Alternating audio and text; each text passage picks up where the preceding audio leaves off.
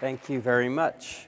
Thanks for hanging out till the end here. This one you're going to be glad you stayed because this is an underused tactic that it's my favorite subject these days. I love talking about this because it's something that has a huge business case for doing it, and almost nobody does it. And when they do, it works. So check this out. I'll start with the story. At Velocity, we do every year at Christmas, we take everybody and partners out to a different city in Europe to do, we're London-based, to do a Christmas, weekend. And this time it was my turn to do the restaurant. Never a good idea. I suck at that, but there it is. I did my TripAdvisor thing, and I sent out an email to 15 different restaurants. And I was saying, look, we're about 40 people.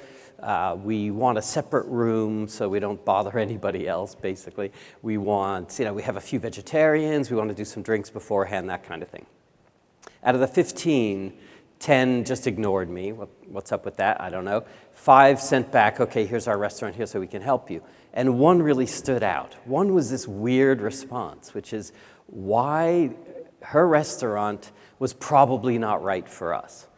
And we had a correspondence going on, and with each one, she kept telling me why I shouldn't pick her restaurant. She couldn't give us a separate room. She could maybe give us these, screens so that it felt separate, but she couldn't promise a separate room.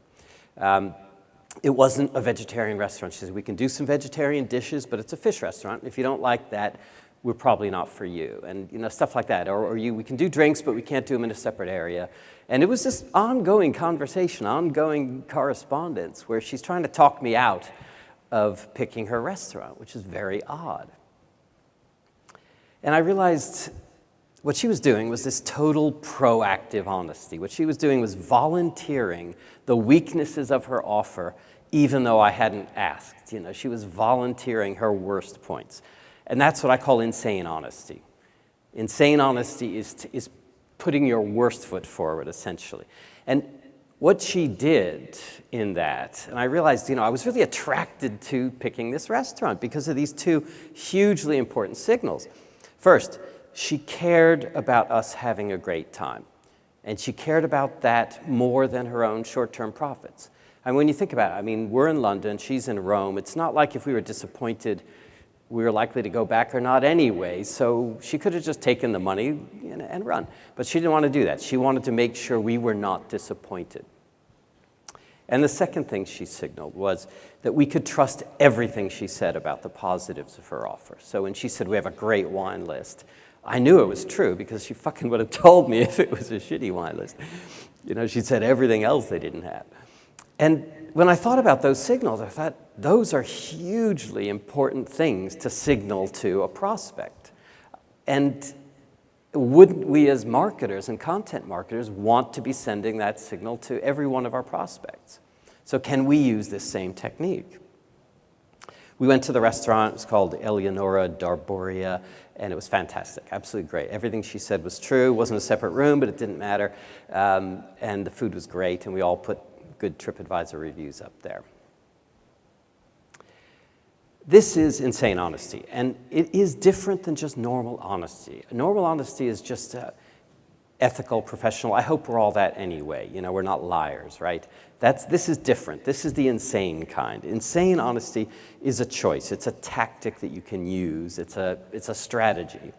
And what it is, it says, actively seek out your weaknesses and share them openly. Maybe even lead with them.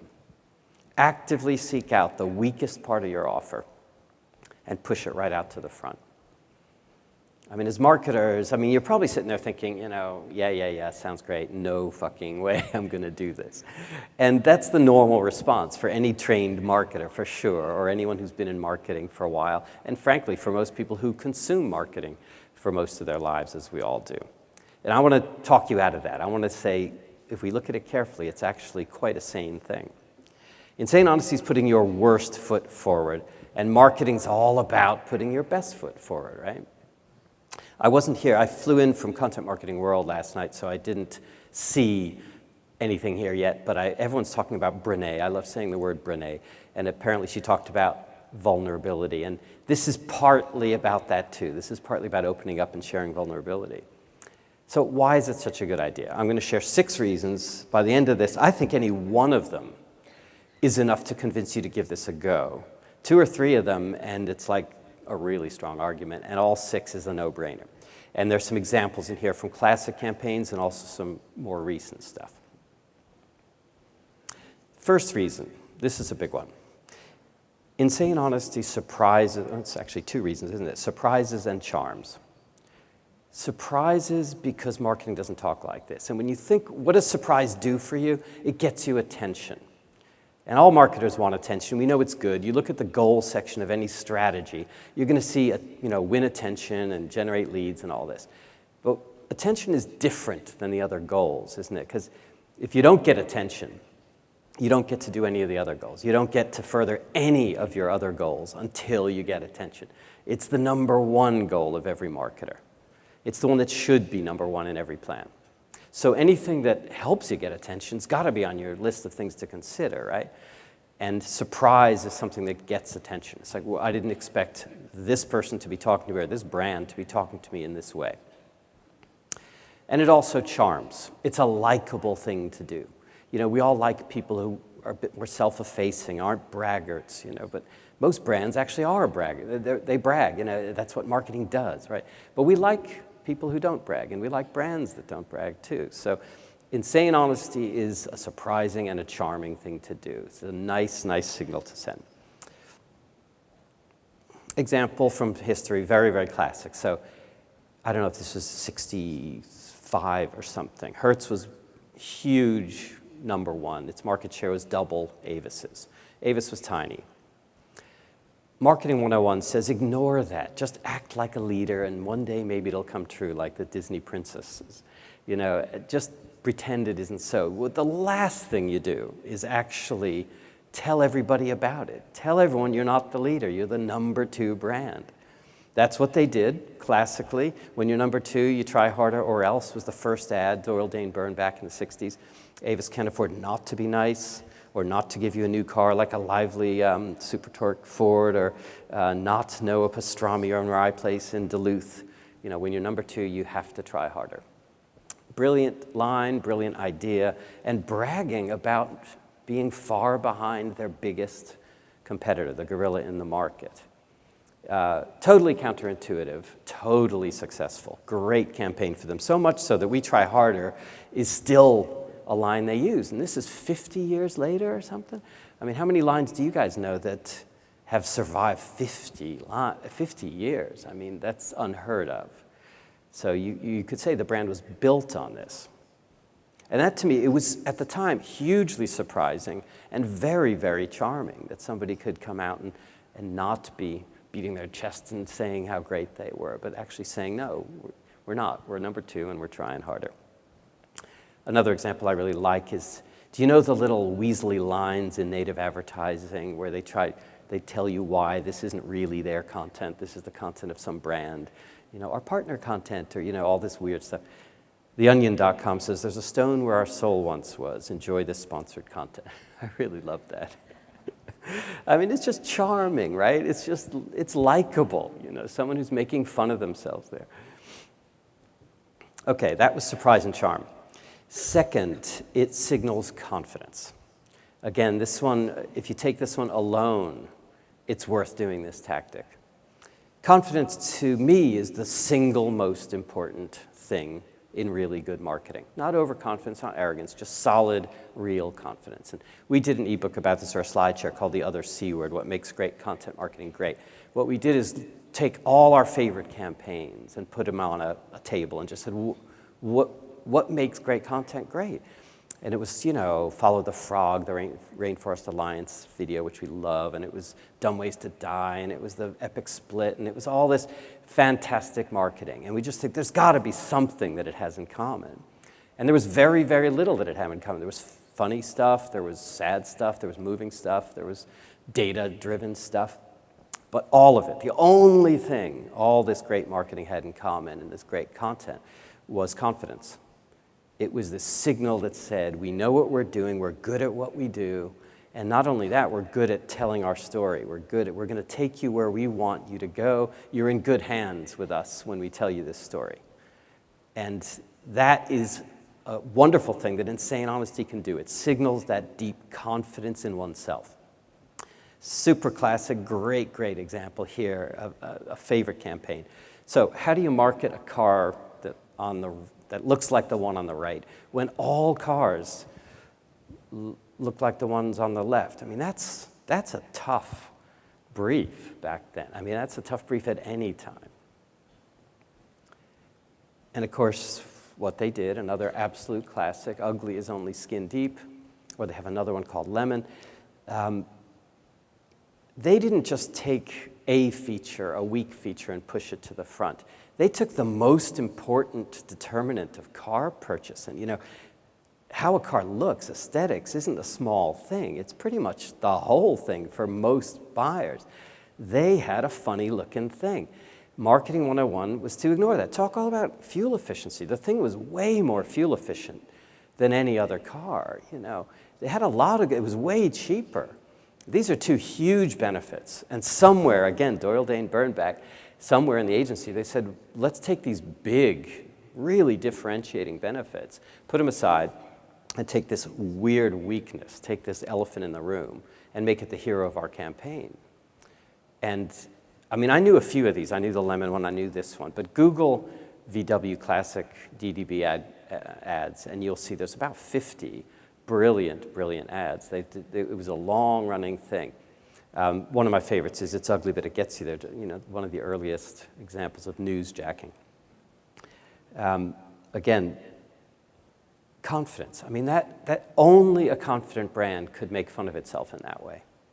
Only a leader, only someone who knew they were onto something good.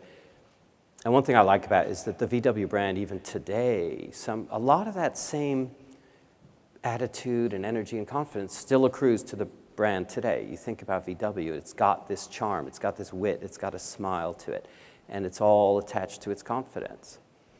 Again, epically, hugely successful marketing based on putting a really bad thing right in the headline. Okay, we've done confidence. Third one, it builds trust.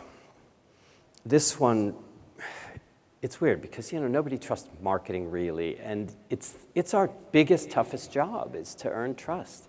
It's to get people to lower down the marketing defense barriers that we all put up and just listen and just think, okay, what they say is true.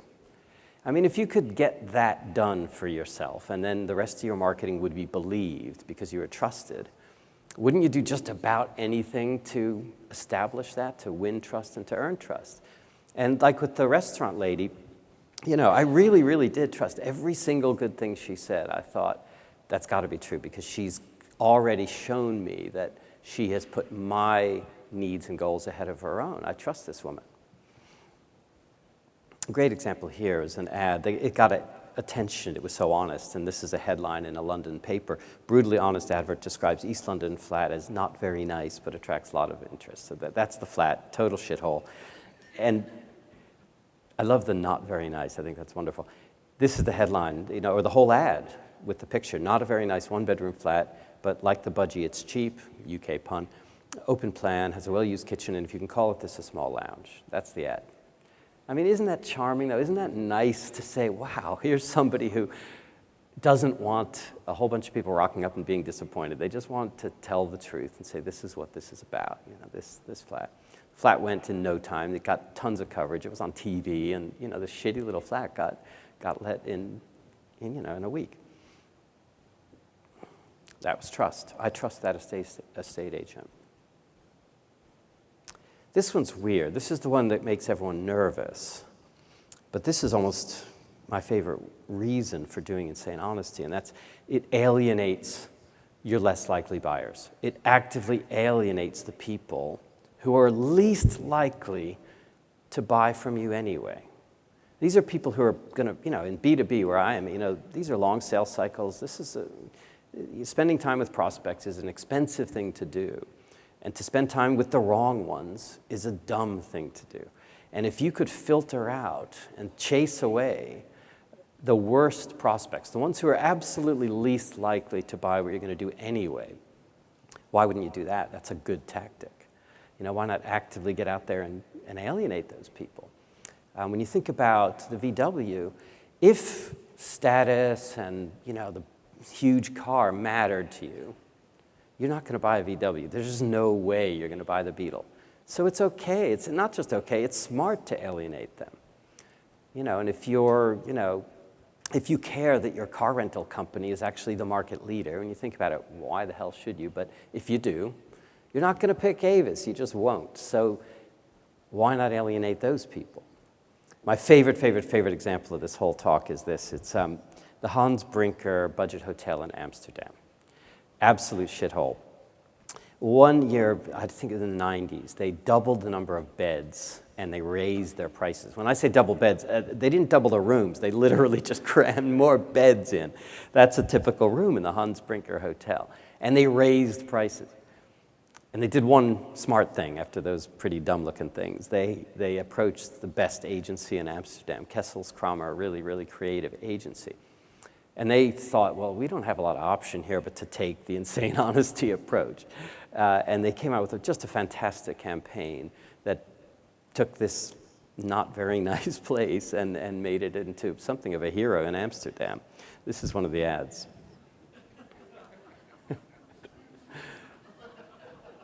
Just so simple and so terrific.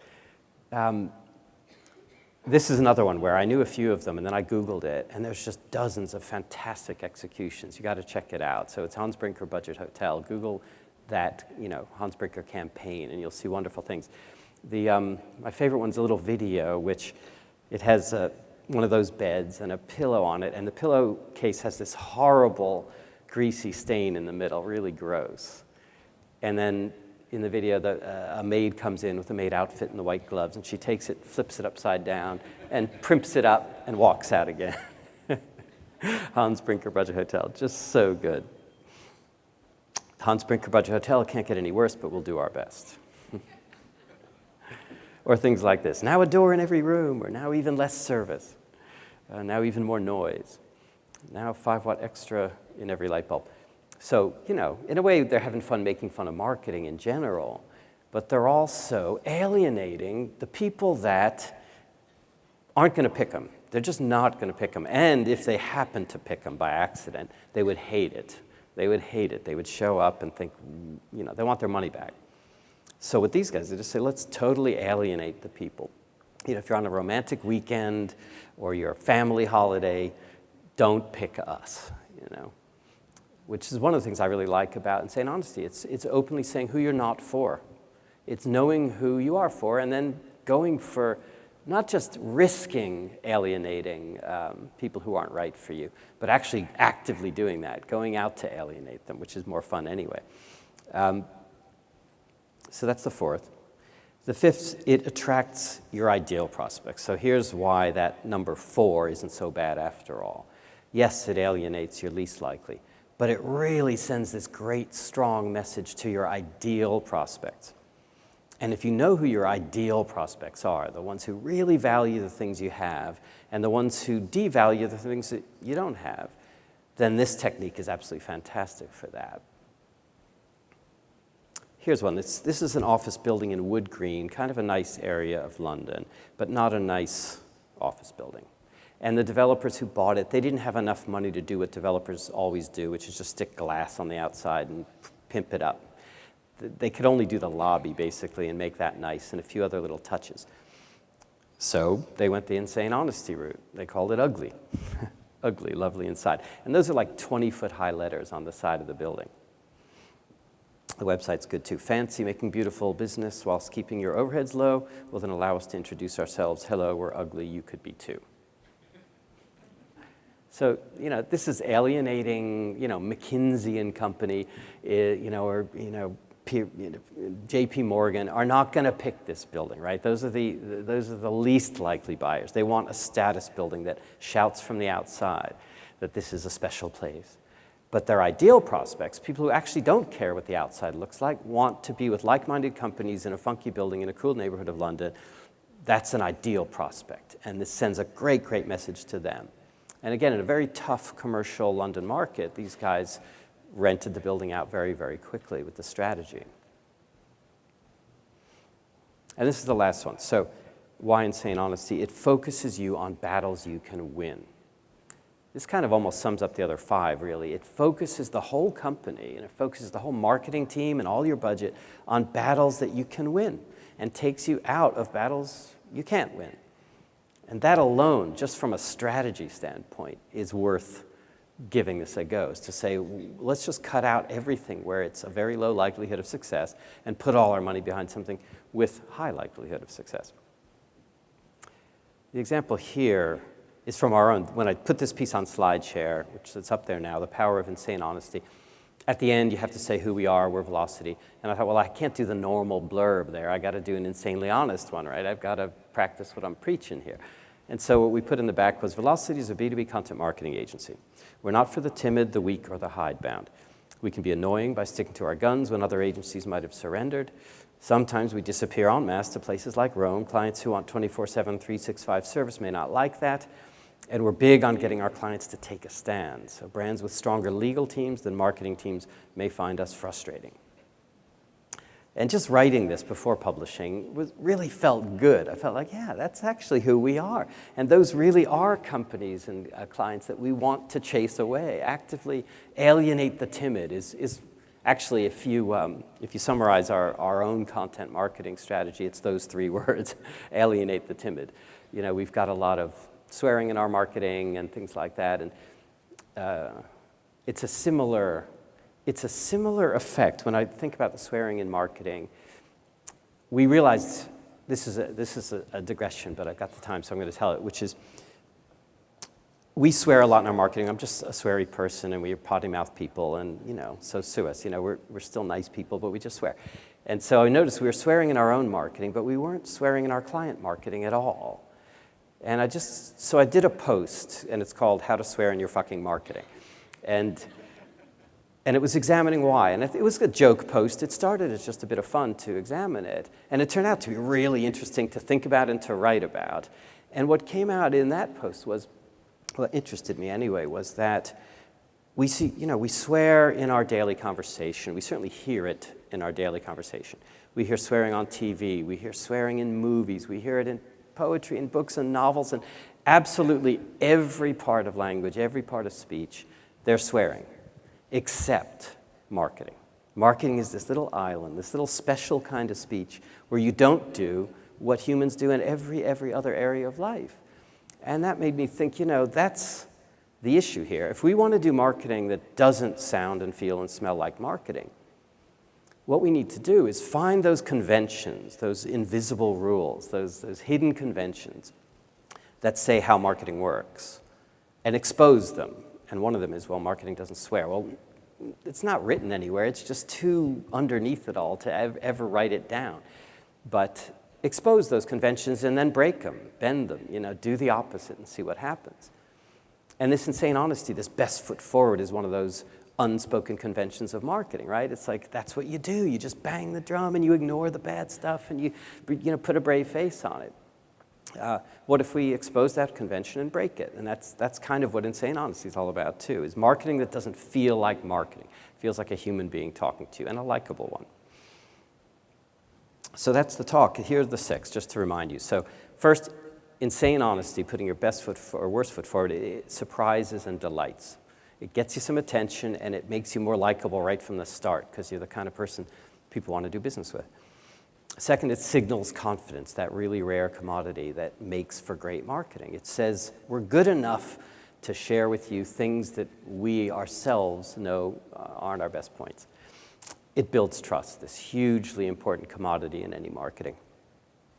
It alienates your less likely buyers, which is the scary part, but the really cool part and the most fun part. It attracts your ideal prospects. The people who really, really want what you've got are going to love the technique. And it focuses you on the battles you can win. So it takes the whole company's energy and the whole marketing department's energy where those efforts ought to go. So that's what I'm evangelizing. Actively seek out your weaknesses and share them openly. Give it a try. What I would suggest is, look, if it's scary, write it down. Like, when I did that sign off for the Velocity piece, First, I had to write it before I published it, right? So you can at least do that. Just give it a go. Think about the weakness that you've been hiding for a while and see what happens if you take it and write about it and put it right out there, admit it, be proud of it, maybe explain why it is how it is, and show it around in the company. And if other people, what tends to happen is in principle, people hate this idea. But in practice, it's actually, whoa, that feels pretty good. Like that description of velocity felt like that's who we are. I want prospective clients to know these things about us. And I think that's how it will feel for you guys too if you give it a go. And then go ahead and publish. And the last part of that risk is if it's not really working, we'll pull the piece or something. So I'd love it if you give it a try and let me know if you do. If you get fired, I'm sure HubSpot has a benevolent fund that can help you out. Don't be tweeting me about it because it's not my problem.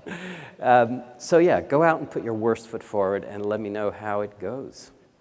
Thank you very much.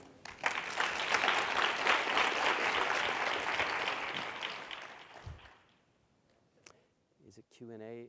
I think we have lots of time, right? We do have some time for Q&A. So Any Q&A we do have, and you can, if you please, use the microphone. So we're great. Hi there. Can you hear me? Yep. That was an awesome presentation. It was, to steal one of your words, it was very charming, and I really enjoyed it, and it resonated with me. So I'm going to try to give you like my excuse why I'm afraid to do this, and then you can tell me why I'm being a pansy. Yeah. So I work for a relatively small B2B software company, and I feel like we don't have huge brand awareness, and some of the examples you gave, you were talking about companies that have fairly big brand awareness to start with. So it's like you're trying to introduce yourself to the world, make a first impression, and do it in a really kind of risky way. And so that piece of it gives me pause. Okay, it's almost like saying we don't really have the brand equity to gamble on this, you're saying. Right. And I think, you're right, you are being a wuss about it because the first impressions are the absolute most important. So wouldn't you love someone to, their first impression is, wow, confident little software company and trustworthy software company and charming software company. Those are great first signals. If they're, those first things they bed down, like Avis had to fight the perception that you're just another car rental. You don't have to fight that. You can start with this brand. So I think it's a ballsy issue. I think it's a balls thing. It's saying, actually, we can do this. The one objection that I've got to this, which is someone sometimes says, what if your weakness would alienate your ideal prospects? I mean, it's serious, and it would alienate the ones you really need to sell to. And my answer to that is fucking fix that. You don't have a marketing problem, you've got a product problem, and so you got more important issues. But most people's weaknesses are there because you devalue them. So you're a software company, let's say you're great at data management, but your data visualization, not so good because it's not a priority yet. I think you can tell people that, and people who need great data visualization won't pick you. But the ones who realize that's not as important, I want the data crunching, they'll love you. So I do think it's a manning up issue or a womaning up. Thanks. Yeah. Hi. That was really great. I've seen this, but I never saw it put down in such a systematic way. Okay. But maybe I'm a wuss too. But my company is we're in the healthcare space, and we're a consulting company, and we work a lot with nursing homes, and we do a lot of compliance. Right. So when we're brought in, it's often to help someone avoid going to jail. Right. So is there a risk that at some point even a minor weakness can present too great a challenge for even the ideal? Well, this is a really good question, and it goes under the case of, is this a fundamental weakness that would alienate your best prospects? And in your case, you're not going to say, yeah, we lose a few, in healthcare. To be honest, some people die. That's not a good one. But if you say, we're really rigorous, and our audits take twice as long as other audits, and that sucks. You're not going to like it. And we ask some difficult questions. And if you guys don't like being pushed, you're not going to like us, but by the way, you're not going to like the auditors even more. So see how you can take a thing like that and still make it work in a very sober, regulated market. You don't want to be flippant, and none of this is about being flippant or being frivolous or downplaying things that matter or making a joke out of things that matter. So if it came off that way, it definitely not what I mean. But I think even in this regulated, serious place, you can use this technique. And it's conservative. I think, everyone thinks, oh, it's too risky. I hope what I've shown you is actually the opposite is risky. Glossing over your weaknesses, that's a risky strategy. Ignoring the elephant in the room, that's a super risky strategy. Thank you. Sure. Can you talk about how to potentially deal with things that are actually fuck-ups and not just differentiators? I think it's, the fuck-up part is more in the category of maybe radical transparency and similar issue of honesty. And, there is this, there is an application of insane honesty here, which is what the book says and what PR crisis management says, is pretty much get the troops in a row and deny shit. And, so I think it really applies. If something goes wrong, I would love it when a company would just say, we screwed up. The guy who has our database put it on a laptop and left it in a cab, and we fired his ass. And, it'll never happen again, and here are the 9 things we're going to do about it. I mean, I guess in crises, it's what you say is important, what you do is the most important thing. But for me, it applies even more then, because in a crisis or a fuck-up, the trust in you has shaken, the confidence you has shaken. This is the time to show that, that you are trustworthy and that they can trust you. So I think it very much applies in that situation. I noticed a lot of your examples were underdog kind of companies, and do you have examples of this working for a company that has already the majority of the market and is already kind of the big dog and seen as kind of the big dog? The leaders, yeah, examples for leaders. So I have been asked if it's a viable strategy for leaders, and I really do believe it is. Do I have some good examples of that? Let's see. Statesman like big leader who did it. I have a nice big file of them, and I think some of them must be leaders. None jump to mind, but I just think the same thing absolutely applies. And in fact, with leaders, they're the most able to. They're the ones who ought to mostly be able to have that confidence to be open and honest. One of the things that leaders tend to never do, for instance, is mention their competitors. Like, we're number one, we're never going to mention anybody else. We don't have to. I like it when a leader is gracious to a competitor and says, so-and-so over there did something cool. They've got a feature we really admire. We're going to do that too. Or they wrote a good blog post and cred to them. I think that's a lovely thing for a leader to do, is to share some of that. Some of my examples, they weren't necessarily yet underdogs. So VW was a brand new brand, so it wasn't under or over. I suppose you would say they weren't a market leader. But anyway, I would evangelize that it's absolutely as effective. But I'm going to have to dig in my files and see if I've got a good leader example. Yeah. Good question. Hi, with smaller, more conservative companies, how would you recommend having a marketing department get the executive team or the C-suite on board with this kind of strategy? That's a really good question, and I think BuyIn is the biggest obstacle to the whole thing. And one way is show them this slide share, take them through the thinking before you scare them. It's sound thinking, and when you see just the result of it, like the Hans Brinker, you'd think, what are you, smoking something? You crazy? But if you take them through the thinking first, that helps. And I guess that the other is to show examples to your executive team, to say, look what worked here, look what happened here. And the third thing is to do that exercise on paper that I was talking about, where rather than go in and say, that problem we've got, I want to make it my headline, they'll say, fuck off. If you say, look at this technique and look at how it works in practice, it's not so scary, really. So, there are people, I think the older a marketer is, the more senior a marketer is, put it that way. They got senior in a traditional atmosphere, and they're maybe less likely to take it on. Because they get kind of, marketing 101 gets stuck in you, like it's just how you do it. So it's hard. But I think it's a really sound thing. And I think what you need to be able to do is look someone in the eye and recommend it, knowing that it's a good tactic, not just that it's a funny headline or something like that, that you can defend the thing. And don't expect that it's going to fly through, because just as it shocks an audience, it shocks internal people too. They need bringing along. Thank you.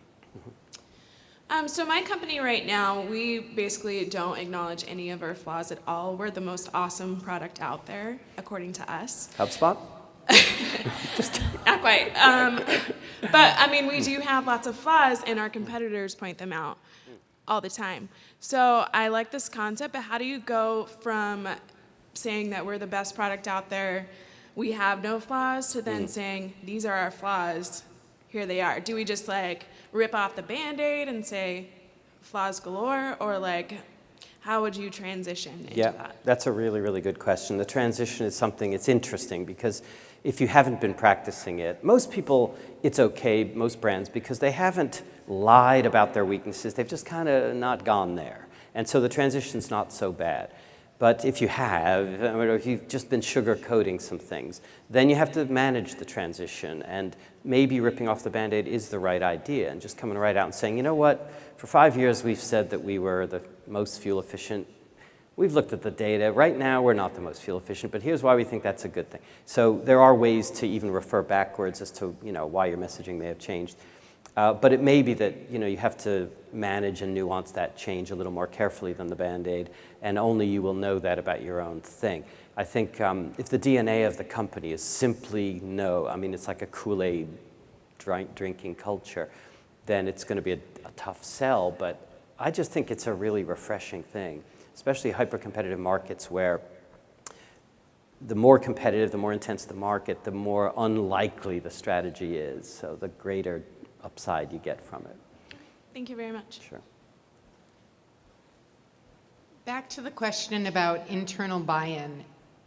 Do you think it makes sense to A/B test sort of traditional marketing and insane honesty, or is that too wussy? No, it isn't too wussy. I think anything that's testable, why not test it? Absolutely. So take 5% of your traffic if your homepage says something insanely honest and see. So, I'm not really about risk. I think having balls and being bold is great in marketing, but recklessness is not really what that's about. And so if you're in an environment where you can test that, absolutely, I think go for it. I don't think you should feel like, I wussed out there. And my conviction is that it'll outperform the timid. And it'll do it so dramatically that you'll be glad you tested, and you'll have another piece of ammo in your story to defend the strategy. So, no, I'm not anti-testing that at all. I think that's a good idea. Thank you. Okay. Thank you very much.